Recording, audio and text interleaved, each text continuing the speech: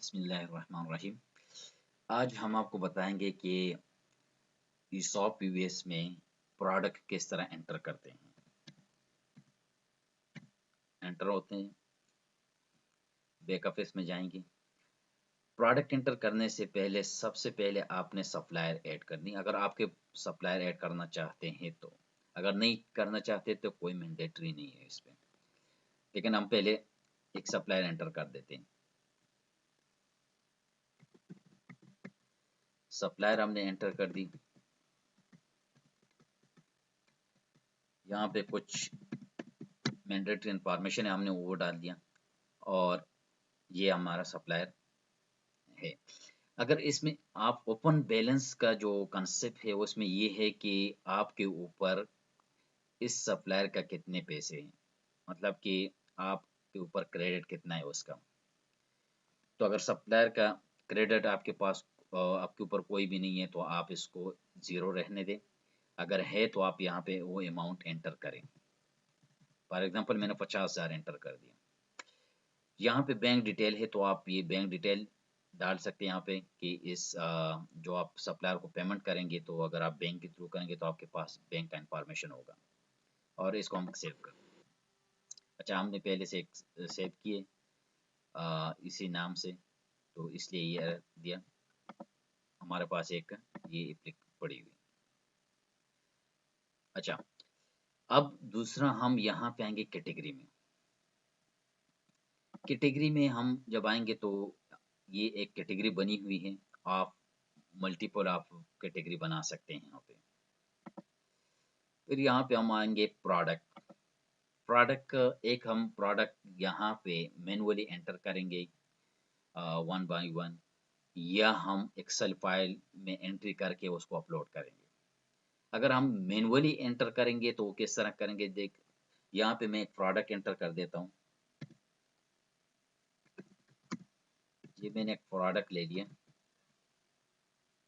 Category select कर दी, brand name भी लिख लिया। अगर आप लिखना चाहते हैं तो आप यहाँ पे ब्रांड नेम लिख सकते हैं। बारकोड पहले से अगर आपके पास आपके सॉफ्ट प्रोडक्ट के ऊपर बारकोड है तो आप बारकोड स्कैन कर सकते हैं और इस तरह मैनुअली भी लिख सकते हैं। फॉर एग्जांपल अब इसके बाद आते हैं परचेज यूनिट। यूनिट आपने परचेज और सेल यूनिट सेम रखनी है। आपने यहाँ पे परचेज कास्ट रखनी है कि ये प्रोडक्ट आपने कितने अमाउंट में खरीदा। फिर आपने वही जो आपने ऊपर यूनिट रखी है आपने वही यूनिट यहाँ पे डालनी है, सेम यूनिट, और आप कितने में आप बेचते हैं। For example 150। होलसेल प्राइस आप अगर आप रखना चाहते हैं कि आप होलसेल प्राइस में बेचना चाहते हैं तो आप होलसेल प्राइस रख सकते हैं। रीऑर्डर पॉइंट का मतलब है कि कितने क्वांटिटी आपके पास हो तो आप दोबारा ऑर्डर करेंगे स्टॉक के लिए। तो मैंने यहाँ पे 20 क्वांटिटी लिख दी। यहाँ पे सप्लायर है, अगर आप एंटर करना चाहते हैं तो आप यहाँ पे सप्लायर सेलेक्ट करें, नहीं करना है तो आप इस तरह रख सकते। अच्छा, दूसरी बात यहाँ पे ये special rate for regular customer जो लिखा हुआ है, इसमें ये है कि अगर आपके पास मल्टीपल कस्टमर है तो आप अगर एक प्राइस किसी कस्टमर को नहीं दें तो आप हर कस्टमर के लिए अलहदा प्राइस रखते हैं कि इसके लिए, या आपने कुछ उसके लिए लेवल रखा हो कि इस लेवल पे जाके इसको ये प्राइस मिलेगी तो आप यहाँ पे उसका प्राइस सेलेक्ट कर सकते हैं। वरना यहाँ सेम यही रिट्रेड वाला प्राइस आएगी। प्राइस लिस्ट यहाँ पे ये जो है, ये आपने एक ही प्रोडक्ट का मल्टीपल बारकोड बनानी हो और उसका प्राइस अलहदा करनी हो तो आप यहाँ पे लिख सकते हैं। उसके बाद आपने सबसे पहले स्टोर सेलेक्ट करना है। अगर आपके पास वेयर हाउस हो, स्टोर के साथ वेयर हाउस हो, जो प्रोडक्ट आप खरीदते हैं वो डायरेक्ट वेयर हाउस में आते हैं तो आप वेयर हाउस सेलेक्ट करें। फिर उसके बाद आप स्टोर में वेयर हाउस से स्टोर में प्रोडक्ट का ट्रांसफर कर सकते हैं। यहाँ पे मैं स्टोर लिख देता हूँ। मेरा स्टोर का नाम ये है। ओपन स्टॉक का मतलब जो स्टॉक अभी आपके पास मौजूद हो आप वो स्टॉक लिखेंगे। फॉर एग्जांपल मेरे पास 50 है और यहाँ पे आप एक्सपायरी और मैन्युफैक्चरिंग डेट लगा सकते, ऐड कर दिया और सेव कर दिया। एक तरीका तो ये है कि आप इस तरह manually one by one item enter करें। दूसरे तरीका ये है कि आप एक्सेल फाइल में, आपके पास अगर 5000 आइटम है, 10,000 है, तो आप एक्सेल फाइल में अ, लेके और फिर इंपोर्ट करें। हमारे पास एक्सेल फाइल का यहाँ पे ये फॉर्मेट दिए हुए हैं, तो आप यहाँ से फॉर्मेट डाउनलोड करके आप उसी फॉर्मेट के मुताबिक अपना प्रोडक्ट लिख सकते हैं। सबसे पहले मैं यहाँ पे कोई प्रोडक्ट इंपोर्ट कर, क्योंकि अभी हमारे पास कोई प्रोडक्ट मौजूद नहीं है। यहाँ पे शो ऑल मैंने कर दिया, 0 प्रोडक्ट है हमारे पास। तो मैं यहाँ से प्रोडक्ट इंपोर्ट करना चाहता हूँ। तो मैंने यहाँ पे एक्सेल फाइल पे क्लिक किया, यहाँ से मुझे एक्सेल फाइल सेलेक्ट करना है जो मैंने अपने ये प्रोडक्ट, यहाँ मेरे पास आ गया सारा प्रोडक्ट जो मैंने एक्सेल फाइल में एंटर किए थे, और ये वन टाइम पूरा अपलोड हो जाएगा। हमें सिर्फ डायरेक्ट सेव करनी है। ये मैंने सेव पे डाला, ये मेरे पास ये पूरा प्रोडक्ट अपलोड हो गया स्टॉक के साथ सब। अगर आपने, अब आपने इसका स्टॉक चेक करना है तो आपने अकाउंट्स में आके स्टोर इन्वेंट्री में अवेलेबल स्टॉक पे क्लिक करनी है और आपने यहाँ से शो ऑल करनी है, तो आपके पास पूरा प्रोडक्ट आ जाएगा।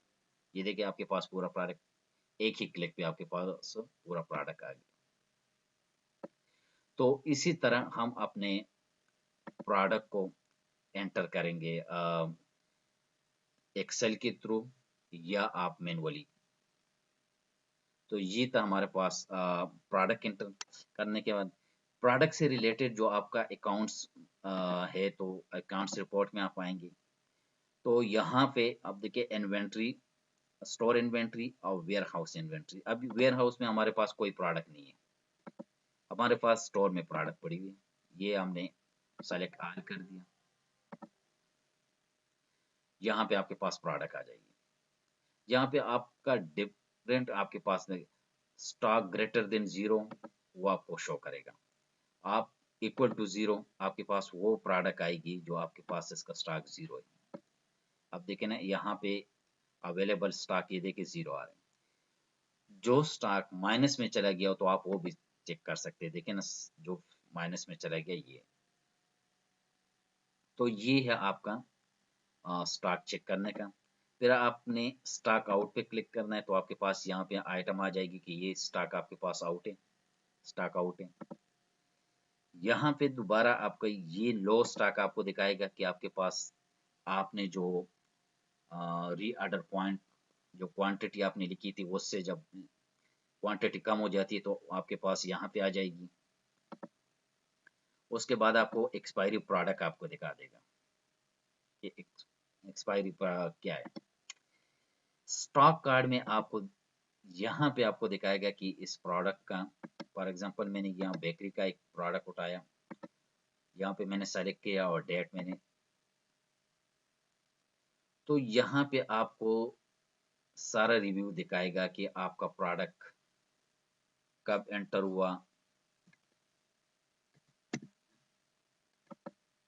अब हमारे पास कोई ट्रांजैक्शन नहीं हुआ, जब ट्रांजैक्शन होगी तो आप यहाँ पे आपके पास सारा डिटेल शो करेगा। आप फिर यहाँ से रिपोर्ट भी ले सकते हैं इसका। अभी हमारे पास कोई, देखिए ना यहाँ पे आपके पास आएगी स्टॉक इन, स्टॉक आउट, ये सारा रिपोर्ट आएगी। ये अब हम जब सेल करेंगे आपको फिर हम दिखा देंगे।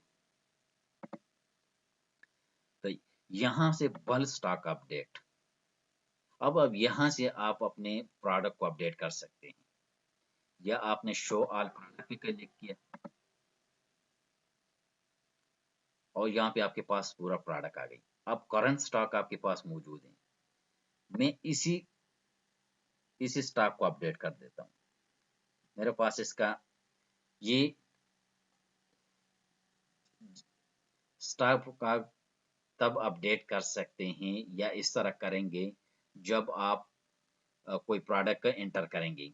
जब आप नया स्टॉक लाएंगे तो वो नए स्टॉक के लिए आपका जो प्रोसेस होगा वो थ्रू परचेज एंट्री होगा।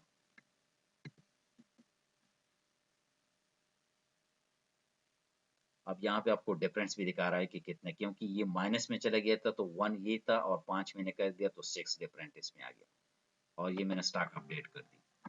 अब अगर मैं इस स्टॉक को चेक करूंगा तो ये मेरे पास आ गया वो 5। ये देखिए स्टॉक मेरे पास 5 आ गया। तो इस तरह आप अपने स्टॉक को अपडेट कर सकते हैं। अब नेक्स्ट पार्ट में हम सेल करेंगे।